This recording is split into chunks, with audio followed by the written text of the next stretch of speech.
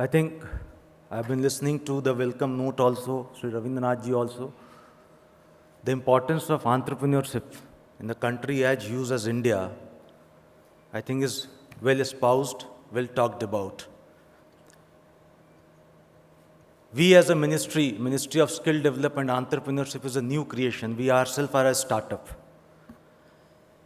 And as a startup, we have been tasked to lay down a framework for how to ensure that this demographic dividend that we are talking of, how this demographic dividend really turns out to be a dividend and not a liability for us, really turns out to be an asset and not a liability for us.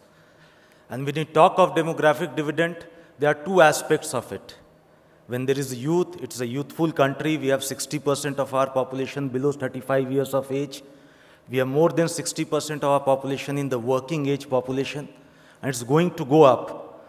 On one hand, when we see world over the workforce is decreasing, next 20 years, the workforce will go down by 4% across the world. In India, we'll see a rise of 32%. So this is a demographic challenge that is before us. How to turn this into a dividend, how to turn this in asset. The first step towards is, whatever youth is coming, are we able to provide them the requisite skills to get a good livelihood? When I talk of skills, it is not only about getting a job, but is also about getting a good livelihood, whether it is by job, self-employment, or being an entrepreneur. So first and foremost thing is, how do we ensure an ecosystem where our education, the education system, throws individuals which are very well equipped to be there in the job market, which are very well equipped to take the challenges of self-employment, or who are also not risk averse and are ready to take the risk and get into the world of entrepreneurship. So that is the primary mandate of the ministry, and for this I think we have unveiled, the Government of India has unveiled the first integrated policy for skill development and entrepreneurship. This is the first policy which talks both about how to create job seekers by making them employable, giving them the right skills, and also how to nurture the job creators, which are so important for this economy, because if there are no jobs, the skills will also not be utilized.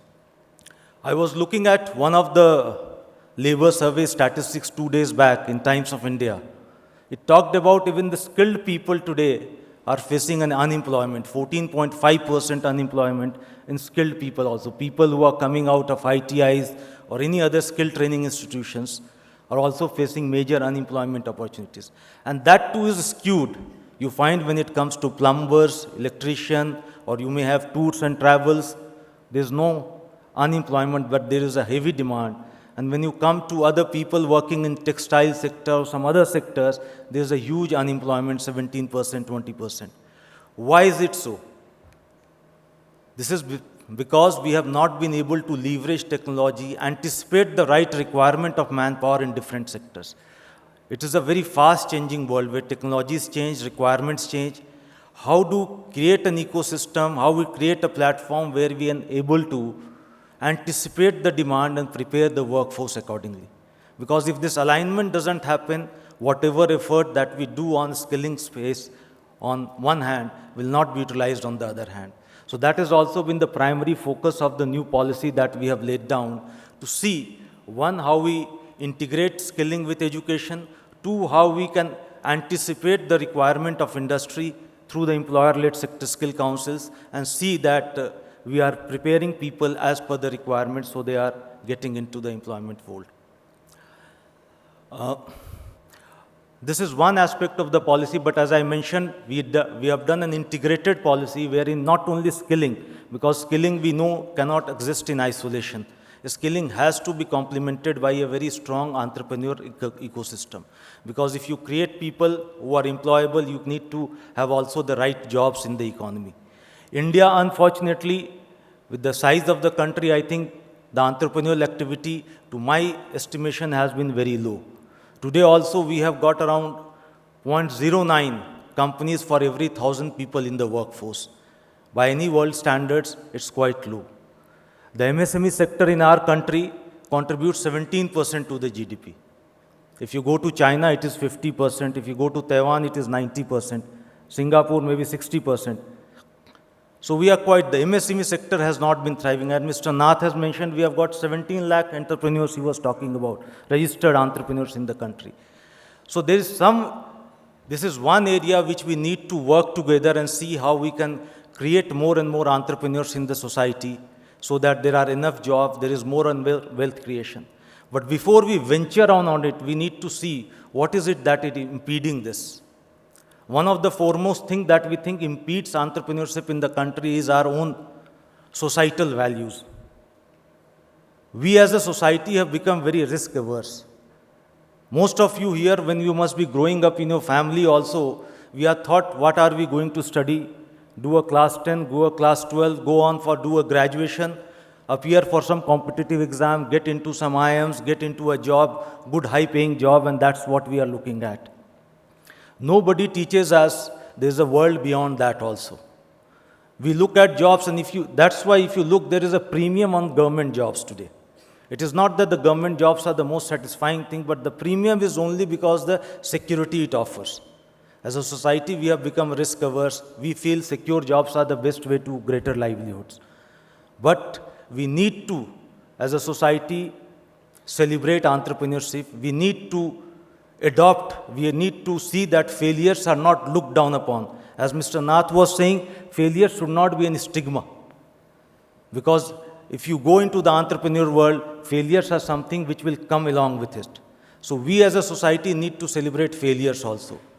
If I read at autobiography of most of the successful entrepreneurs in this world, I see they started with failures. There has been umpteen number of failures before they became successful. Even in politics, when I talk of Abraham Lincoln, how many times he lost elections before winning an election.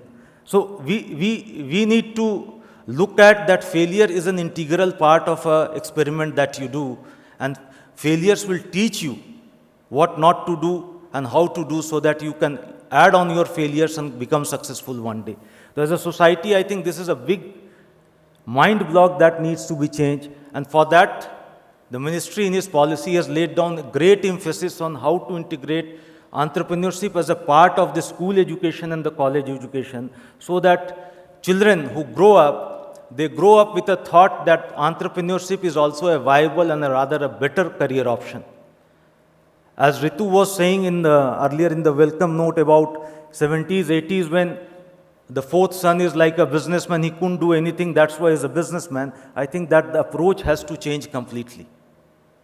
Rather, we have to look at the fourth son was more entrepreneurial, he was more risk-taking, he was more innovative, and that's why he moved towards a business, being an entrepreneur and having its own business, where the risks are more, but the income and the wealth creation opportunities are also high. So that is something, as a society, the mindset will need to change.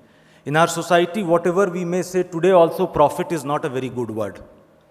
If you talk of profit, even in media will say he's making huge profits, he's doing this, it is not looked up to.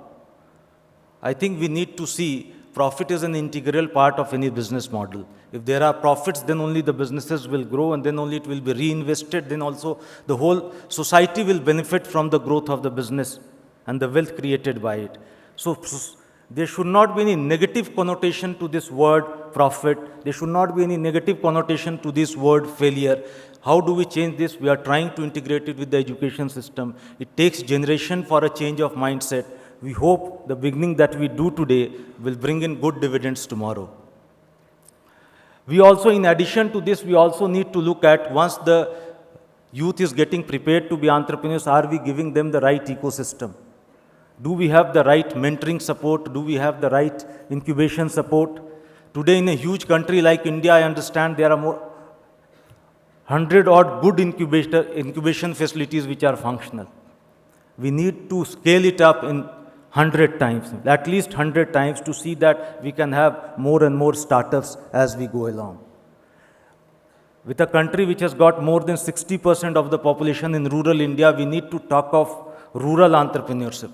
We need to talk of social entrepreneurship, where we can create an ecosystem where social innovations are also celebrated, supported, and incubated, mentored and incubated. Because these are the social innovations which are going to give us that edge in the overall country. So how do we do that? The policy that we have unveiled, the government has unveiled, I think talks about it, lays great emphasis on social entrepreneurship, grassroots innovations, and overall an entrepreneur culture which supports innovation.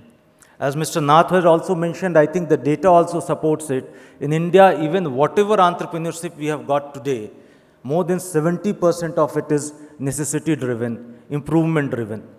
There's very little of innovation driven entrepreneurship. If we can have innovation driven entrepreneurship, the job creation will be very high, wealth creation will be very high, and the societal benefits will also be very high. So how do we do that? As a ministry, we are trying to coordinate all the efforts. It is not that this ministry will try to generate and work on all the fronts of entrepreneurship, but as a nodal ministry, we are trying to coordinate that the efforts of everybody, even the Ministry of Finance, in terms of making access to finance more easy. The Mudra Bank has been one of the initiatives, but trying to see that how we can, the access to finance to the micro entrepreneurship in the rural India is more accessible, how it is available to them. Then ease of doing business by way of easy entry and exit norms. Today it takes more than 3-4 months for a company to be formed. We need to have a system wherein we can see in 2 weeks flat we can form a company, and maybe in 2 weeks flat we can exit out of it. So that's kind of ecosystem as a ministry we are trying to coordinate. We have laid down a framework. We hope to work together with the industry, together with all the stakeholders to see that the roadmap that we have laid ahead with us, we make this dream roadmap into a reality together with you all. Thank you, ladies and gentlemen, and thank you, organizers, for giving this opportunity to me to come here and share my thoughts with you all. I feel launch of Entrepreneurs India, this magazine also in Indian edition of this magazine in India, will also help celebrate a lot of entrepreneurship lying in distant small districts, semi-urban areas, rural areas, and so that their budding entrepreneurs get adequate coverage and fame in the society, so that they can dream big, they can grow big, and make the country that it deserves to be. Thank you very much.